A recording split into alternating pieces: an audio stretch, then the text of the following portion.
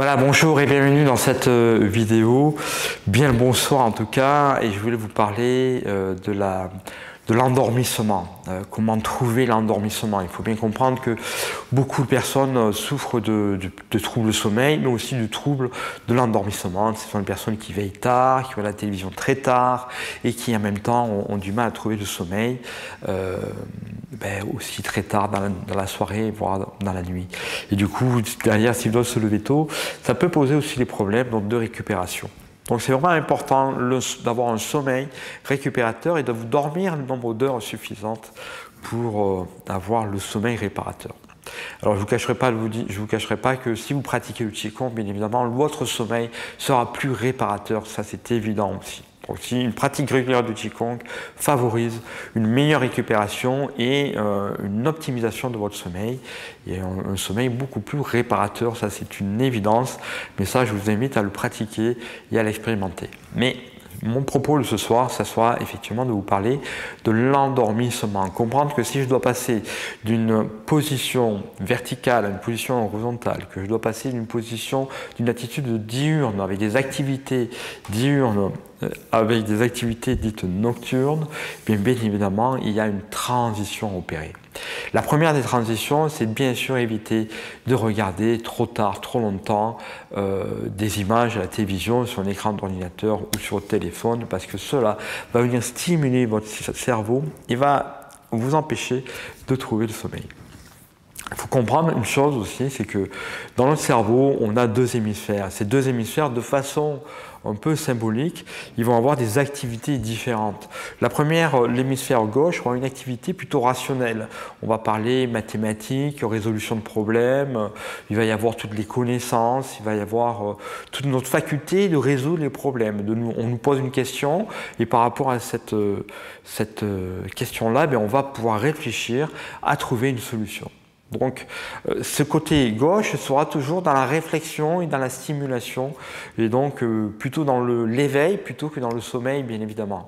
Et dans la partie droite de votre hémisphère, de votre cerveau, on aura plus des activités de l'ordre du rêve. Alors bon, le sommeil, le rêve, l'imagination, la créativité, on va avoir notre ressenti physique, l'écoute de votre corps, l'écoute de vos émotions, etc. Tout ça font partie de votre cerveau droit. Donc, si on est en train de réfléchir à des résolutions de problèmes qu'on a pu avoir dans la journée, on sera plutôt axé sur notre cerveau gauche. Donc, si on veut trouver le sommeil qui, lui, se trouve dans le cerveau droit, vous n'allez pas le trouver, vous n'êtes pas au bon endroit. Donc, tout notre travail, c'est de passer de notre cerveau gauche à notre cerveau droit.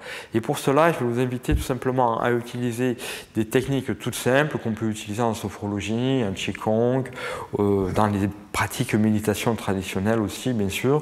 Eh bien, ce sont des pratiques d'écoute et de perception. On a vu que dans notre cerveau droit, on avait l'écoute de nos sens, par exemple, qui va nous permettre d'être déjà dans notre cerveau droit. Donc, si je me concentre et j'habitue mon cerveau à se concentrer sur une partie de cerveau, donc sur notre partie qui correspond à la perception et à nos sens, eh bien, on va pouvoir être déjà dans le bon endroit si on veut trouver le sommeil. D'accord?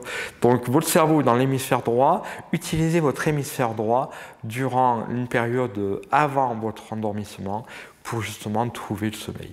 Et pour cela, il n'y a rien de plus simple.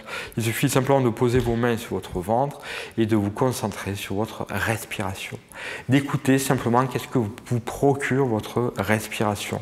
Observez que lorsque vous inspirez,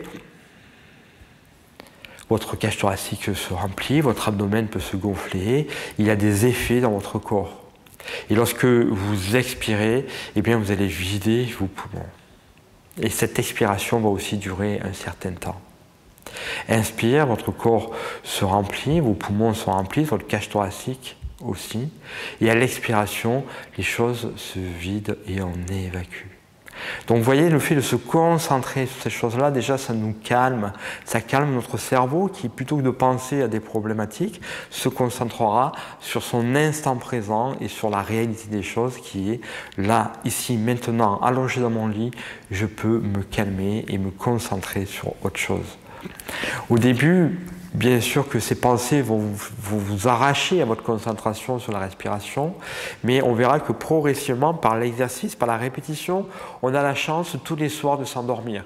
Donc si tous les soirs vous faites ces exercices-là, vous verrez que progressivement, le temps de concentration sur votre respiration, eh bien, il va s'allonger, il va s'étirer et vous allez gagner beaucoup plus de temps sur votre endormissement. Vous allez gagner du temps en rapidité plutôt de votre endormissement.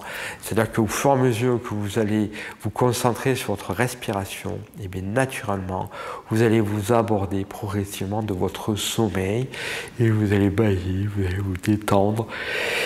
Et vous allez vous calmer. Donc ça, c'est très important de comprendre que le calme cérébral doit venir, que le calme du cœur aussi, le calme émotionnel doit aussi apparaître. Rien de tel de faire quelques mouvements de Qigong avant pour calmer le feu du cœur, calmer votre respiration, l'étirer, vider, et après vous concentrer lorsque vous vous couchez et de vous concentrer sur votre respiration. Allez-y, inspirez. Expirez.